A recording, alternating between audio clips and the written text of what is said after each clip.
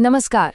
आज हम इतिहास के पन्नों को पलटकर एक ऐसे मामले की तह तक जाएंगे जो सदियों पुराना है। एक ऐसा मामला जो जुड़ा है दुनिया के सबसे बड़े ज्ञान के केंद्र के पतन से। तो सवाल ये उठता है कि दुनिया की सबसे महान प्राचीन यूनिवर्सिटी को आखिर जलाया किसने था। यही वो सवाल है जिसने सदियों से इतिहासकारों को उलझा रखा है, और आज हम इसी रहस्य की परतों को खोलने की कोशिश करेंगे।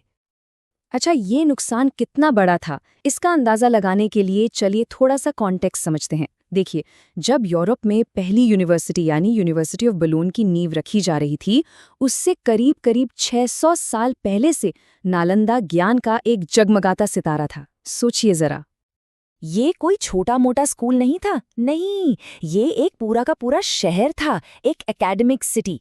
5वीं से 12वीं सदी तक यानी 700 सालों तक ये दुनिया भर के विद्वानों को अपनी ओर खींचता रहा। चीन, तिब्बत, कोरिया, सेंट्रल एशिया, कहाँ से लोग नहीं आते थे यहाँ। यहाँ एक 9 मंजिला लाइब्रेरी थी, सोचिए 9 मंजिला, जिसे धर्मगर्ज कहते थे, यानी सत्य का खजाना। 300 से ज्यादा लेक्चर हॉल्स और हजारों छात्र। ये प्राचीन दुनिया में ज्ञान का एक ऐसा प्रकाश स्तंभ था जिसकी कोई मिसाल नहीं। लेकिन फिर 12वीं सदी आते आते ये महान यूनिवर्सिटी खंडहर में बदल गई। इतनी बुरी तरह से भुला दी गई कि सदियों तक किसी को पता ही नहीं था कि यहाँ क्या था।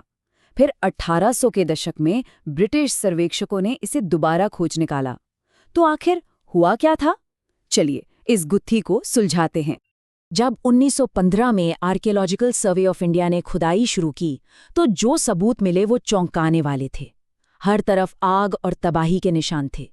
इससे एक बात तो साफ हो गई कि कहानियां सच थीं, नालंदा को जलाया गया था। पर सवाल वही का वही है, आग लगाई किसने थी?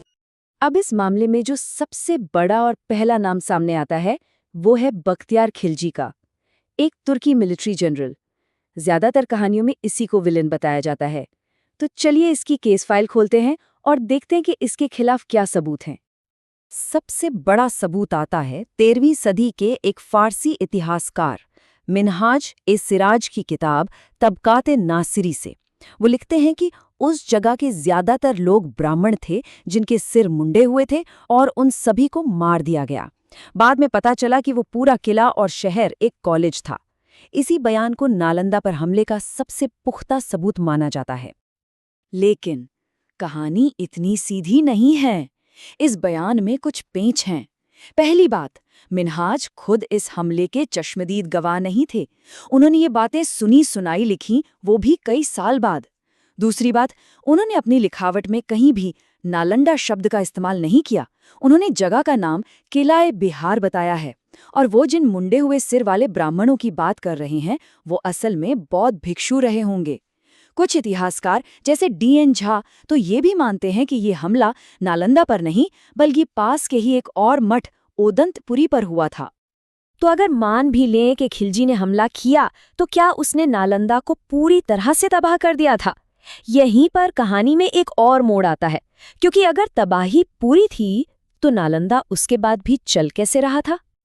इस कथित हमले के करीब 40 साल बाद 1234 ईस्वी में धर्मस्वामिन नाम के एक तिब्बती भिक्षु नालंदा आए थे। और जानते हैं उन्होंने क्या देखा? उन्होंने देखा कि नालंदा तबाह तो हुआ था, लेकिन पूरी तरह खत्म नहीं। वहां अब भी 70 भिक्षु थे जो एक 90 साल के मठाधीश से शिक्षा ले रहे थे। ये एक बहुत बड़ा सबूत है। ये बताता है कि नालंदा अपनी पुरानी शान खो चुका था, लेकिन उसे दुनिया के नक्शे से पूरी तरह मिटाया नहीं गया था। तो अब हमारे पास 2 अलग अलग कहानियां हैं।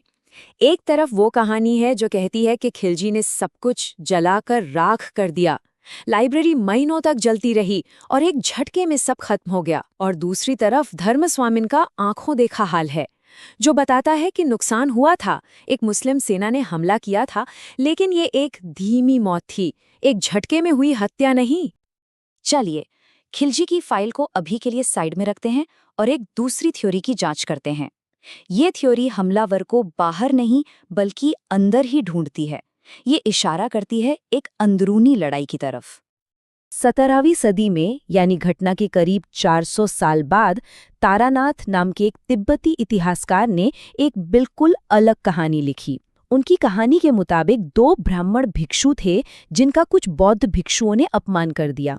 बदले की आग में उन ब्राह्मणों ने एक अग्नि पूजा की और ऐसी चमत्कारी आग पैदा की जिसने नालंदा के मंदिरों और शास्त्रों को जलाकर राख कर दिया। अब जाहिर है जादुई आग वाली ये कहानी सच नहीं लगती, ये एक लोक कथा जैसी है। पर इतिहासकारों का मानना है कि ऐसी कहानियों के पीछे कुछ सच्चाई छिपी होती है। ये कहानी शायद उस दौर में बौद्ध धर्म और ब्राह्मणवाद के बीच चल रहे गहरे तनाव और प्रतिद्वंदिता की ओर इशारा करती है। ये एक सामूहिक स्मृति हो सकती है जो बताती है कि अंदरूनी टकराव भी एक बड़ा कारण था। तो अब तस्वीर थोड़ी और साफ हो रही है। शायद नालंदा का विनाश किसी एक घटना का नतीजा नहीं था, ये एक लंबे और धीमे पतन की कहानी का बस आखिरी पन्ना था। अगर हम टाइमलाइन देखें तो पता चलता है कि नालंदा का पतन सदियों पहले ही शुरू हो गया था। 7वीं सदी में ही चीनी यात्री ह्वेनसांग ने लिखा था कि भारत में बौद्ध धर्म कमजोर पड़ रहा है। फिर 8वीं से 12वीं सदी के बीच पाल राजाओं का ध्यान नालंदा से हटकर विक्रमशिला जैसी नई यूनिवर्सिटीज पर चला गया। इससे नालंदा को मिलने वाला पैसा और सम्मान दोनों कम हो गए। फिर खिलजी के हमलों ने उस पूरे इलाके में भारी उथल-पुथल मचा दी और आखिर में जब धर्मस्वामिन वहां पहुंचे तो उन्हें एक कमजोर हो चुका नालंदा मिला जो अपनी पुरानी शान की एक परछाई भर था। तो आइए अब तक के सभी सबूतों को एक साथ रखकर देखते हैं। हमारे पास मिन्हाज-ए-सिराज का बयान है जो एक मुस्लिम हमले की बात तो करता है पर वो चश्मदीद नहीं है और नालंदा का नाम भी नहीं लेता।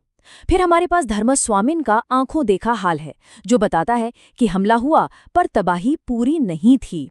और आखिर में तारानाथ की कहानी है जो सदियों बाद लिखी गई और अंदरूनी कलह की तरफ इशारा करती है। 3 स्रोत, 3 अलग-अलग कहानियां। तो इन सब सबूतों और कहानियों को देखने के बाद हम किस नतीजे पर पहुंचते हैं? एक बात तो साफ है, किसी एक विलन वाली कहानी यहां फिट नहीं बैठती। इसका अपराधी कोई एक इंसान नहीं था। नहीं, ये कोई एक घटना थी। नालंदा का पतन असल में एक लंबी प्रक्रिया थी। इसकी शुरुआत हुई अंदरूनी कमजोरियों से। जब राजाओं का समर्थन कम हुआ, बौद्ध धर्म का प्रभाव घटा, फिर बाहरी दबाव आए, इलाके में राजनीतिक अस्थिरता और हमले बढ़े, और फिर आया आखिरी धक्का, खिलजी का हमला। वो आखिरी चोट थी जिसने एक पहले से कमजोर हो चुके संस्थान को पूरी तरह से गिरा दिया। यूं समझिए कि खिलजी ने एक फलते फूलते विश्वविद्यालय को नहीं बल्कि एक दम तोड़ते हुए संस्थान को उसकी कब्र तक पहुंचाया। और यहीं पर हमारे लिए एक बड़ा सवाल खड़ा होता है। इतिहास कभी भी सीधा और सरल नहीं होता।